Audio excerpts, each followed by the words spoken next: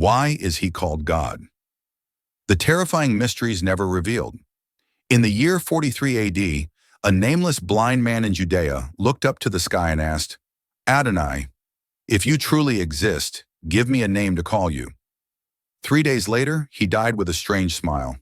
On his scorched left palm was a word no one had ever seen before, Yeshua. People called it a miracle, but mystical scholars called it the first time a door was opened the wrong way. Since that moment, a series of divine names emerged: Jehovah, El Shaddai, Elohim, Theos, Deus, God. But there's one thing no one dares mention. None of those names were chosen by God himself. All of them are the result of bloody bargains between humans and supernatural forces. In an ancient Egyptian cipher sealed by the Vatican since the year 105, there's a line: they do not call him by his real name, because if anyone were to utter his true name, the world would skip a breath. Ancient Egyptians believed that knowing the true name of a god meant being able to control that god. So if God is real, then could Yeshua, God, or Chua merely be masks? Is he hiding behind the very name humanity prays to daily? That question once drove 3 high priests in Memphis mad after mispronouncing a single ancient symbol. So remember this: the name you whisper in the dark may not summon him. It may awaken something that never slept. From the dawn of awareness, mankind has had a strange instinct, naming everything they fear: a beast, a storm, a disease, and then a deity. Not to worship, but to understand and to control. But with God, it's not so simple. He has no form, no sound, no beginning. So how did humanity come up with the first name? The Sumerian legends, from the oldest civilization, offer the most chilling answer. They speak of a formless being, never manifesting, leaving only the scent of scorched tears when it passed. People didn't dare call it directly, only whispered Elu, meaning that which should not be named. That name Elu later evolved into El, then Elohim, and finally Yahweh in Judaism. But ancient Jewish scholars admitted it was not the real name. It was an encryption, a veil covering something far too dangerous to speak aloud. Why? Because in ancient belief, to say a god's true name is to force that god to appear. But with God, if you utter his real name with a heart that isn't pure, what appears will not be him. That's why in mystical texts, the true name is always written in blood, distorted, or deliberately misspelled, because those who once wrote it correctly did not live long enough to repeat it. April 1987, Negev Desert, Israel. Amid scorching sands and ancient ruins, an international archaeological team discovered a strange stone tablet, unlike any known language. On its surface were 4 deeply carved symbols, a sequence never seen in Hebrew, Aramaic, or ancient Egyptian inscriptions. Soon after, linguist Max Eminger, sponsored by the Vatican, claimed to have deciphered the meaning. He comes from the first scream of despair. What sounded like poetic metaphor triggered one of the fastest silencing operations in modern theological history. 3 days after publishing his translation, Max Eminger vanished. No trace, no farewell. Just the chilling testimony of his wife. I no longer remember my husband's face. The name Max sounds like a stranger I've never met. That incident was logged in a classified manuscript titled Codex Redemptoris, now kept in the Vatican's sealed vault, accessible by only 3 people on Earth. According to mystics, the name inscribed on that tablet wasn't a name as humans understand it. It was a vibration sequence, a divine signal. And if accidentally uttered at the correct frequency, a door would open. The true question is, did Max Eminger vanish, or was he pulled through? And more importantly, if someone hits that same frequency again, what will come through, and will it still wear God's face? Brother Aldrich, a 12th century monk in Normandy, wasn't known for miracles, nor was he canonized. Yet his name lingers in Benedictine abbeys, not in speech, but in a silence filled with dread. According to Vatican-sealed records from 1311, Aldrich secluded himself in a cave for 49 days, repeating a ritual each night, praying by chanting the name Jesus exactly 49 times, timed precisely to bronze bell vibrations, never pausing. On the 49th night, as he began the 50th recitation, a voice responded, also saying Jesus, but it wasn't his, not from his mouth, not from the cave, but from the back of his mind, as if another intelligence had borrowed his voice to answer back. The next morning, Aldrich was no longer Aldrich. He didn't recognize fellow monks.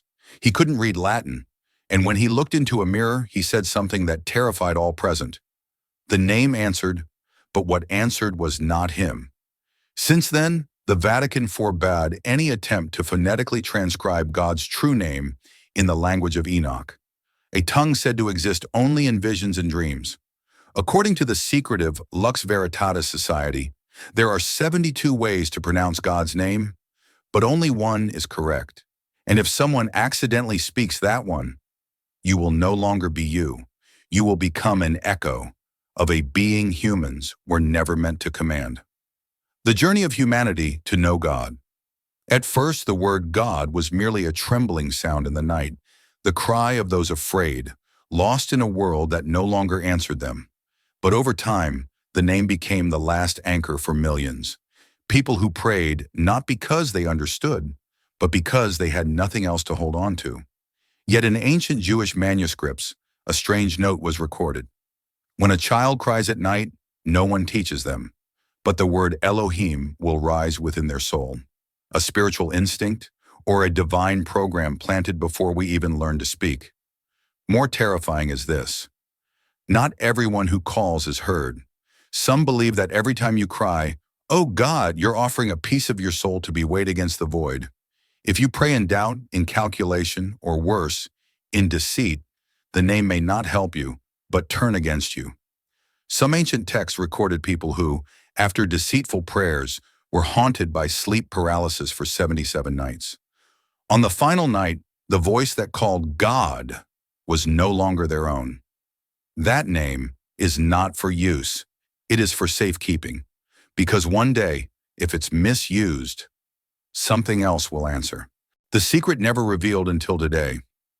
In the fourth sub-basement of the Vatican archives, untouched by sunlight, exists a classified file encoded with the highest level of security. Its title, M-Class 73. Its contents, infants, who never learned to speak, yet could pronounce the name of God. The first case, 1973, Verona, Italy. A premature baby, critically ill, was brought to the hospital. When a nurse placed her ear on the child's chest to check the heartbeat, she heard a whisper, not breathing, not a heartbeat, but a broken word, repeated over and over. Elohim, Elohim. No one believed it until the voice was recorded. And when Vatican monks brought the tape to the Institute of Sacred Sound in Cologne, Germany, they reversed the playback. The result stunned the lab. The reversed voice uttered the ancient Greek phrase, ego eimi, I am. Since then, dozens of similar cases emerged in Romania, Ethiopia, even Vietnam. Infants who could not walk, had never heard scripture, yet uttered the same word while dreaming or in deep sleep. Theologians were horrified. Some claimed they were primordial souls, once present before the throne of God before incarnation. But others issued a darker warning. If a child knows God's real name, who told them, and why? That question remains locked in silence, like a dagger yet to be drawn. Deep within the Debre Libanos Monastery in northern Ethiopia, a place unmarked on any map, there exists a room known as Zemada, meaning the breathless. Within lies one of the most chilling relics in religious history, a volume called the Book of Breath. No words, no symbols, no traditional pages. The entire book consists of 36 sheets of human skin sewn together, each stained with dried blood. And when a listener presses an ear to it, a faint breathing can be heard.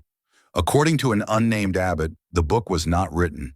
It was formed through an ancient ritual. 12 priests had to breathe a precise pattern, not spoken, over 7 days.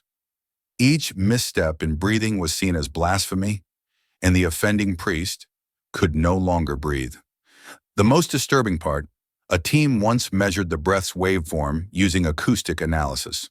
The rhythm perfectly matched the vibrational frequency of the word Westri in ancient Hebrew, the real name of God. But in 1983, all research was banned by the Vatican, because if God's name can be heard, then who is breathing on his behalf in the dark? November 4th, 1891. A nameless storm swept across the Transylvanian mountains of Romania. In a forgotten valley, the Silentium Dei monastery, home to a monastic order who worshipped only the name Ea, fell into eternal silence. Villagers recounted that throughout that night, no bells rang, no candles lit, no prayers uttered, only a chilling void. At dawn, a young shepherd made a horrifying discovery. All 12 monks were dead, kneeling, hands clasped in prayer, with a strange symbol on each of their foreheads. Ea. Just 2 letters, but those are the oldest root of Yahweh, the sacred name only high priests may utter in the Holy of Holies. The most terrifying part? No signs of intrusion, no bloodshed, but their faces were contorted, as if forced to see something human eyes were never meant to behold. Only one monk survived, Father Marek, locked in the wine cellar for protesting a new ritual. When asked what happened, he gave one sentence. They tried to summon him, but he didn't come. What came wasn't him.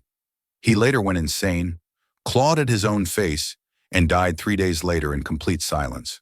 The Vatican dispatched a cleansing team, confiscated all texts and artifacts, and sealed the monastery with iron marked with the Latin phrase, Nomen non est vocandum. The name must not be called. Since that day, no one dares whisper Ea again, because what was summoned that night never left. You may have called God 1,000 times in your life. You may have prayed, begged, or even cursed. But have you ever wondered, are you truly calling the right one? His name does not lie in language. His name lies in what you fear to believe most, that there is one who sees you clearer than you see yourself. From the silent prayer, a handwritten scroll banned by the Vatican. So why is he called God? Because we, the blind, the panicked, and the desperate for meaning, needed something to call out to when everything else fell apart. And that name is the bridge between despair and faith.